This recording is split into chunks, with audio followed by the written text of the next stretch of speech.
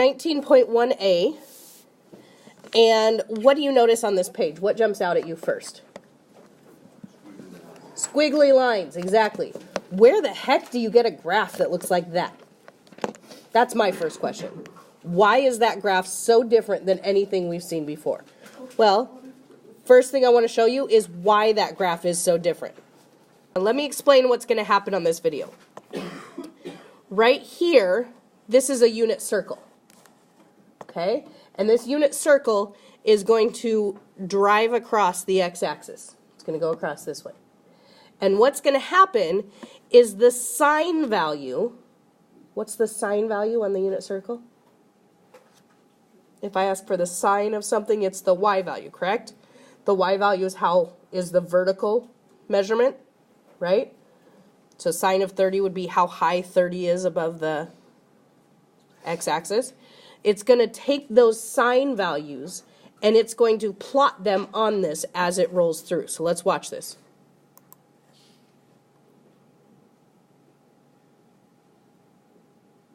Do you see what's happening there?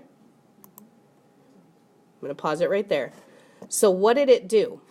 It took, for every angle, it plotted how high it was, and it gave me this. Now what's going to happen for the other part?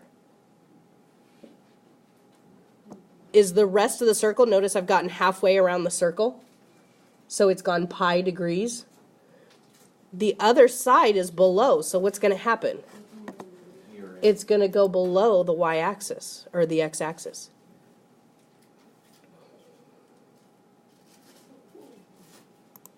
Oh, now it's going backwards. Hang on. But do you see how that's the y value of each of those triangles that we used? What do you think the cosine graph would be? It's not going to be the y graph, or the y values. It would be the x values. It would look slightly different. So that's where that shape comes from. Okay? It's kind of crazy, but I think it's important to know where it comes from, because if you don't, you're just like, I don't know, sine's just this funky wave thing. But that's where it comes from. And we're going to play around with different things on this. Now, one thing I want to ask you about this as we're looking at it is it distinctly has a maximum height that it's not going to go any higher than, right? What is its height contingent upon? The height of the circle. If I had a bigger circle, what would happen? It would be bigger. If I had a smaller circle, it would be smaller. It wouldn't go up as high. It wouldn't go down as low.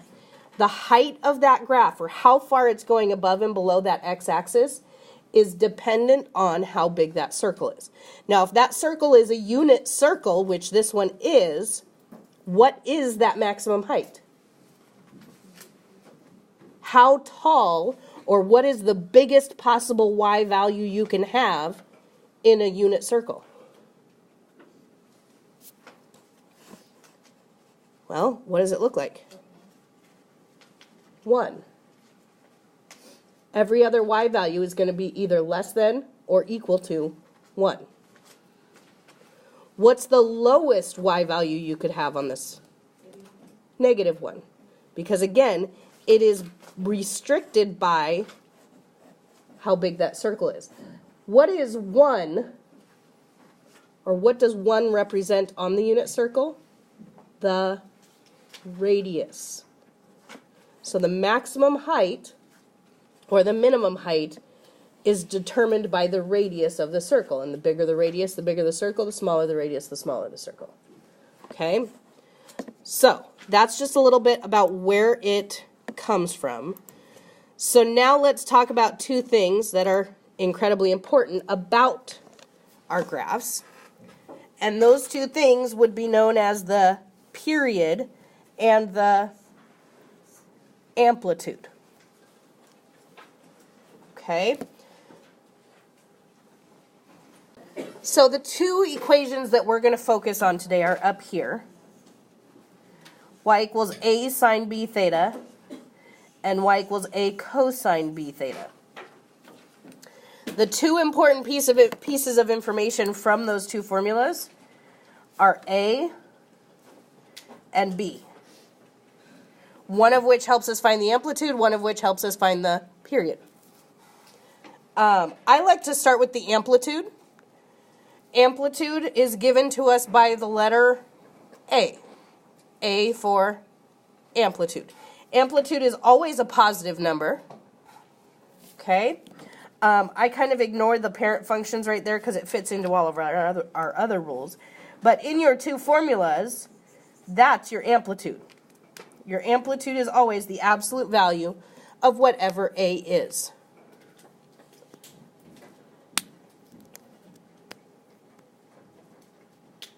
So far, so good? What is our amplitude when it comes to the graph? Well, the amplitude on the graph is how tall your graph is, or how far is it going above or below the x-axis. So on the graph we just saw, we saw the little animation for, that one was based on a unit circle. So what would we say is the amplitude, how high it went? It went up to 1, therefore the amplitude is 1. Okay? The other thing we have to talk about is the period, the horizontal length of the shortest repeating part of the graph measured along the x-axis. That's kind of how wide a certain section is, and I'll talk about what that section is in a minute when we get to an actual graph. But how do you find the period? Well, it depends on if you're talking about radians or degrees. If you're finding radians, you're going to take 2 pi and divide it by b, and that will give you the period, technically the absolute value of b. Or if you're looking in degrees, you're going to take 360 divided by the absolute value of b, and that's going to get you your period. So we can do period in either degrees or radians. And I'll talk about exactly what the period is right now. Let's look at another, not a video, but. So here's my equation. I have the plain parent function there.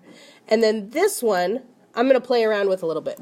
The a sine bx. Which letter was the amplitude, A or B? A. So I have a slider here. So if I make the amplitude bigger, let's see what happens. What's it doing?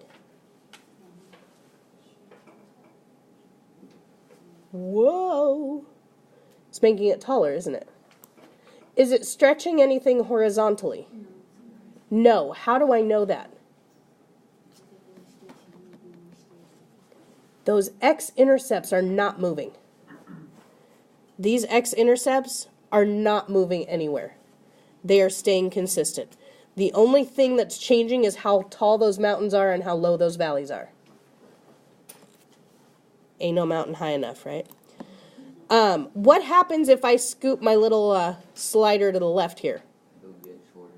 It's going to get shorter. Closer to what? A straight line. But it's never actually going to be a straight line until a is equal to 0. Then it's a straight line. But as soon as it's got something, it's going to have a little bit of a curve to it. Okay, so amplitude changes how tall or how high and low it goes from that x-axis. Okay. What's the other one? B. What does that change? The period. So let me show you what it looks like as the period changes. You ready? I'm going to make the period bigger. Interesting. When I make the period bigger, what happens? It's compressing horizontally, isn't it? It's almost like a spring, kind of, isn't it? And then if I make the period shorter, it's stretching that spring, isn't it? And I can tell there's horizontal change because do you see those x-intercepts? They're not meeting up anymore. But is anything changing with the height of the graph? No, it's still just as tall and just as high and just as low as it was before. Can even get stretched out way far like that, crazy. Okay, so those are the two things that we're going to play around with today. Tomorrow, I think it's tomorrow, we're going to play around with what if we don't have the x-axis as our center. But we'll deal with that tomorrow. So today, we're going to play around this, and what if I did that and that? Oh, crazy. That's what we're doing today. Okay, so let's see what that looks like. So there's some stuff you can read about sine graphs and cosine graphs. I find it easiest personally just to start explaining when we do a problem. So I'm going to jump right down here. We are going to start off with our first problem in degrees. Now, for every one of these graphs, they actually start growing really, really quick. They don't take a long time at all. You don't really need a whole grid. You can just do a y-axis and then an x-axis. But the important thing is you need 4 marks on your x-axis out to the right. 4 marks specifically. That's going to get us our period. Okay? We're going to graph 5 points, 1 point being on our y-axis, and then 1 point being with regards to each of those little tick marks there. Okay?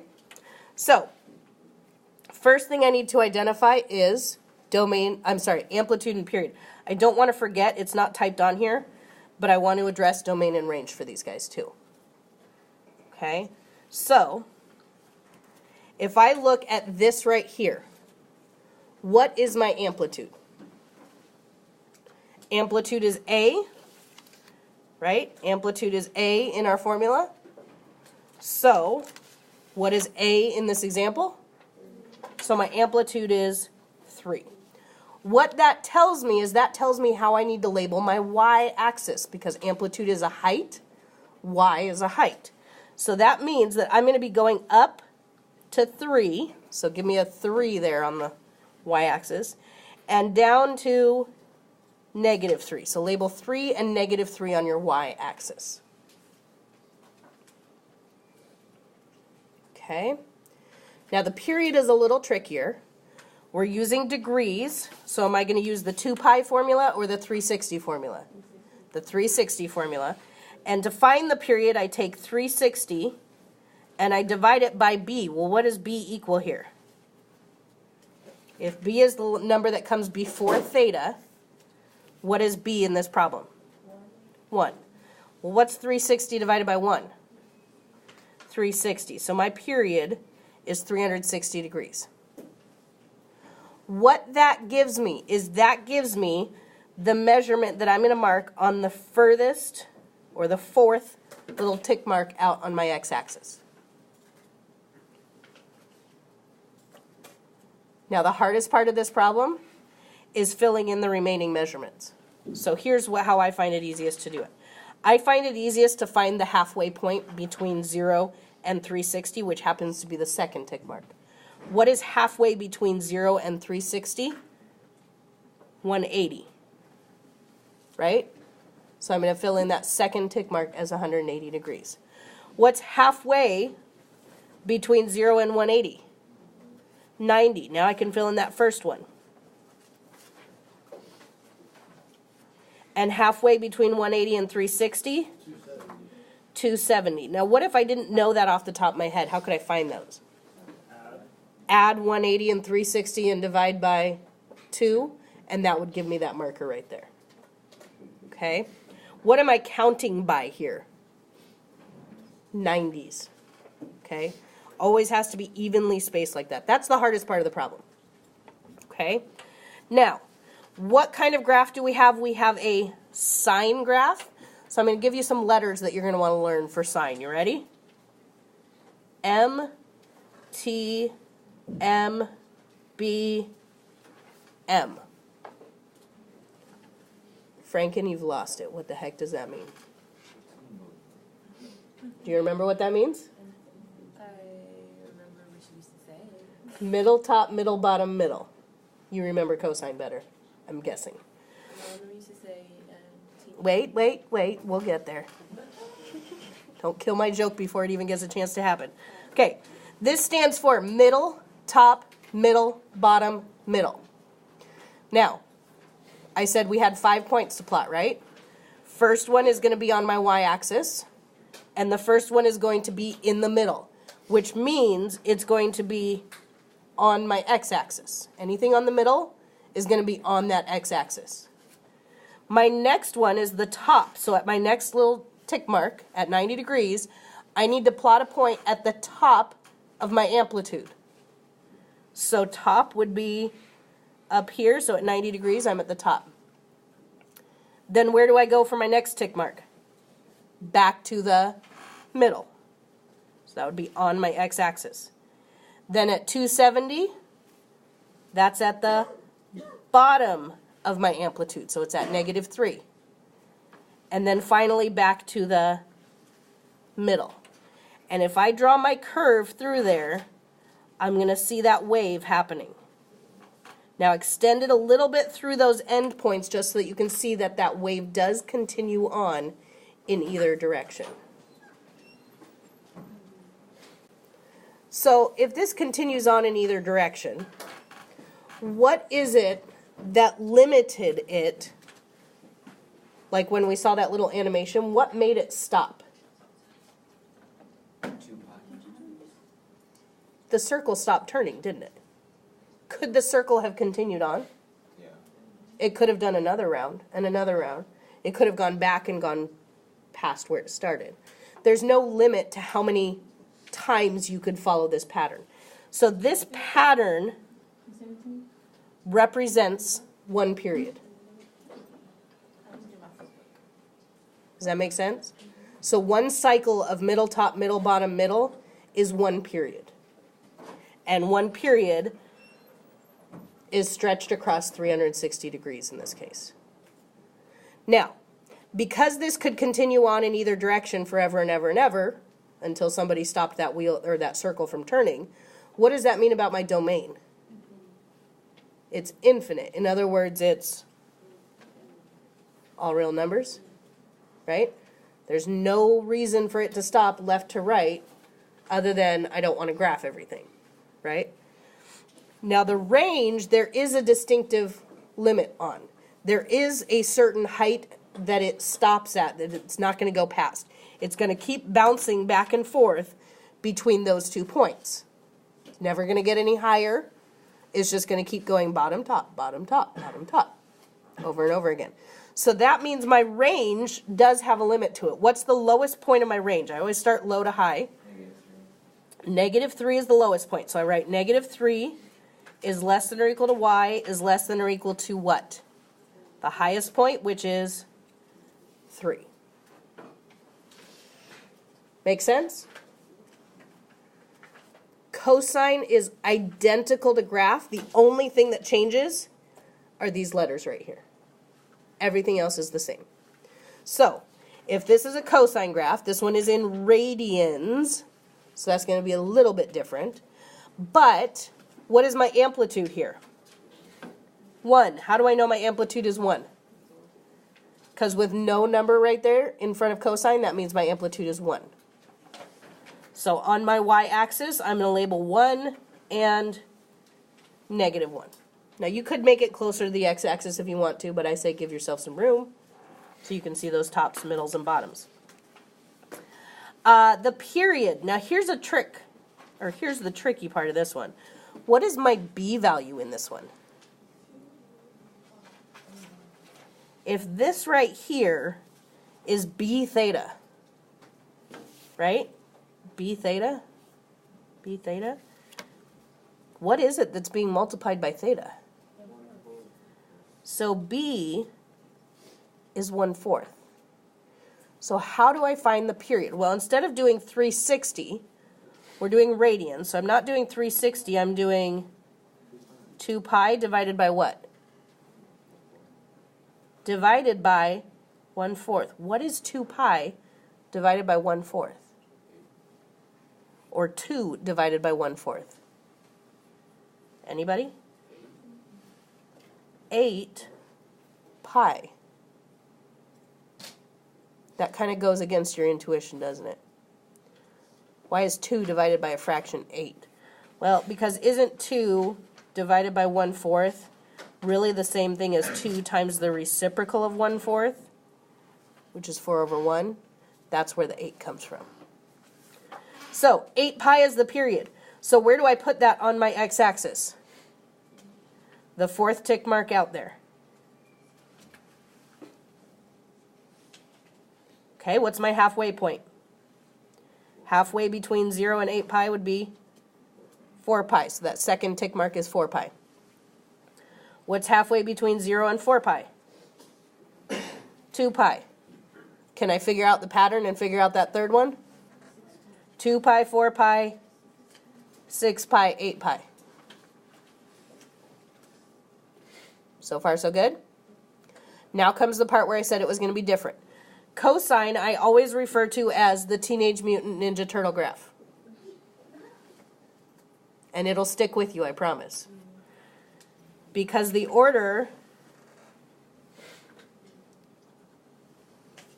looks like that, and I don't know why, but whenever I see that, I always think TMNT, Teenage Mutant Ninja Turtles. Okay, so what's different about cosine? I'm not starting in the middle. I'm not starting at the origin. I'm starting where? At the top of my amplitude. So on the y-axis, my first point is at the top of my amplitude. Then at my first tick mark, I'm at the middle. At my second tick mark, I'm at the bottom of my amplitude. At my third tick mark, I'm back at the middle. And then finally, I'm back at the top. Now, resist the urge to make this of a V. It is not a V. It is a curve. Also, when you draw this curve, do not just continue going up and up and up and up. Because remember, your graph isn't going to go up infinitely. It's going to continue to bounce back and forth between these 2 points. So if this is the top of my amplitude, after it, it's going to come back down. Same thing on the other side. If this is the top, that means that's where it's bouncing back down and it's going to do another V. So that is one period of a cosine graph. What's my domain? All real numbers. Why is my domain all real numbers? Can go as far as you want to the left and the right. There's nothing stopping it. My range, however, is limited. What's the lowest point on this one? -1 is less than or equal to y is less than or equal to what? +1. As you get fluent with these graphs go really, really fast. They're kind of fun. All right, so let's turn it over. Let's do a couple more. Now, you'll have to look carefully on your instructions on your homework because it will tell you whether to use degrees or radians as you're doing these. Okay? So we're going to do a couple more graphs here, and then I have another type of problem at the bottom. So looking at this guy, we're going to do it in degrees. I like degrees. They're easier. What is the amplitude here? 5/2. In fact, you know what? Amplitude's so easy. Let's fill out the amplitude for all of these. What's the amplitude over here? Amplitude down here. Amplitude here. 1. Amplitude should be a piece of cake. So, labeling my y-axis with that amplitude, though, 5/2 is also known as 2.5, right? Well, I could draw some little dash marks and go halfway between 2 and 3, right? Or, let's just keep it simple. Let's just put a hash mark, call it 5/2, and put one down here and call it -5/2. If somebody really wants to know where 1 and 2 and 2 point, they can divide it further if they really want to. Okay? All right, we're doing degrees, so how am I going to find the period? 360 divided by what? What's my B value? So 360 divided by 3, what does that make the period? 120. So, where do I label 120? The last little tick mark. What's halfway between 0 and 120? 60. What's halfway between 0 and 60? And halfway from 60 to 120, there's my markings.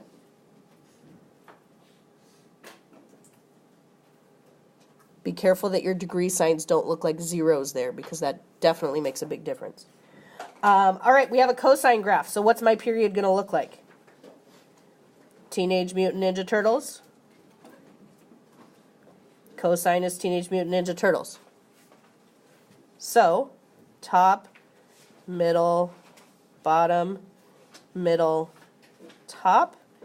And make sure to hook those ends around because they're not going to go up further past those ends. They're going to curve down to do another period.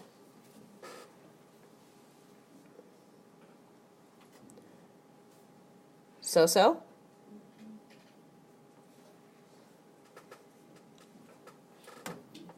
Okay. Ready for the next one?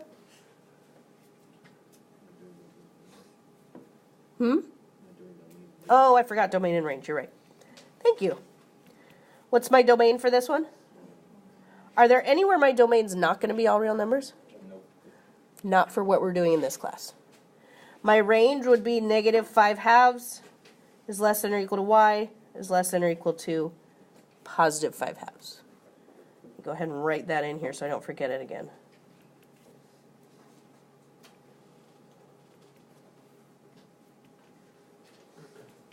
Okay. All right, let's look at this guy. Amplitude is 4. 1, 2, 3, 4. Label it. 1, 2, 3, 4. Label it as -4. So far, so good? Radians. What's the b value here? What is it?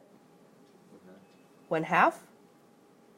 So in radians, I would do 2 pi divided by 1/2. What is 2 pi divided by 1/2? 4 pi. Did you ever think you would be able to divide a fraction in your head? Because you just did. Kind of cool. All right, so my period is 4 pi. I'm going to put 4 pi out there. What's halfway from 0 to 4 pi? 2 pi. Halfway from 0 to 2 pi? I like this one. 1 pi, 2 pi, 3 pi, 4 pi. I have a sine graph, so do I have Teenage Mutant Ninja Turtles or the other one? The other one. So middle, top, middle, bottom, middle. So let's see, middle, top, middle, bottom, middle. And make sure you're getting all the way up to the top of that amplitude and all the way down to the bottom of that amplitude. Go a little bit past those endpoints. Remember, they are curves there at the top. They're not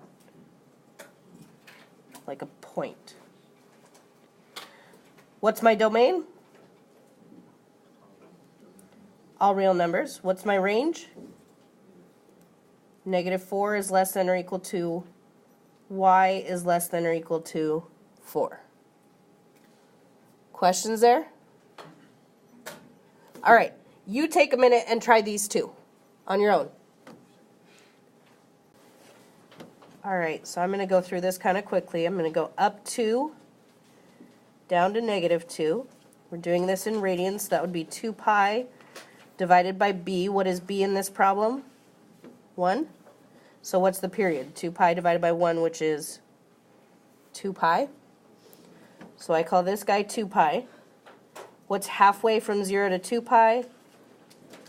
Pi. What's halfway from 0 to pi? Pi over 2. And halfway between pi and 2 pi? 3 pi over 2. And if you remember from your unit circle, that's 90 degrees, 180, 270, 360. Okay? This is a cosine graph, so it's my Teenage Mutant Ninja Turtles. So let's see. Top, middle, bottom, middle, top. And again, hook those ends because it's not going to go further than those.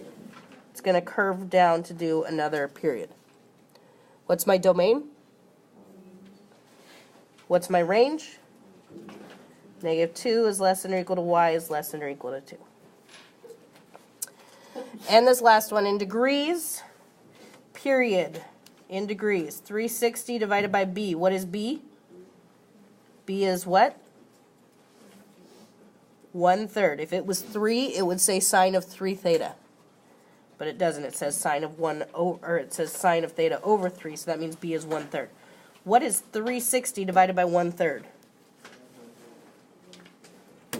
360 divided by 1/3 is 1080. So the period is 1080 degrees.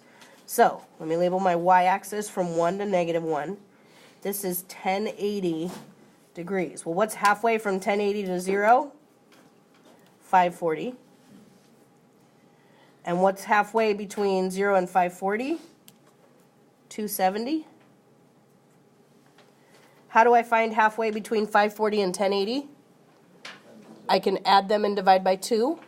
Or I could notice once I have this first tick mark, I know that every single tick mark is 270 degrees added onto it. So 270 plus 270 gets me 540, plus 270 gets me 810 should be my next one. And if that pattern continues, plus another 270 gets me that 1080. All right. Sine, so that is that Teenage Mutant Ninja Turtles or the other one? The other one. So, middle, top, middle, bottom, middle.